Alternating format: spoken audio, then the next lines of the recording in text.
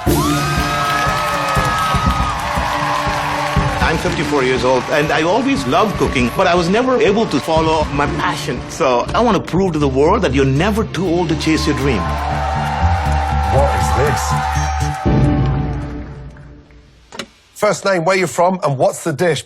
My name is Subba from New York. My entire family is here, my dear wife and 2 children, and my mother. She came all the way from India. What? What? The dish is jambalaya with a side condiment, raita, from India. Hold on a minute. You've taken the biryani lid Yes. and stuck it on top of a jambalaya. Yes. Why? When I came to this country from India, I came to New Orleans first. You will taste the original Cajun jambalaya served in an Indian platter. I live in New Orleans. You're treading in some really uncharted waters here. Shall we?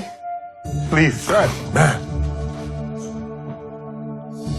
So, oh boy. Wow.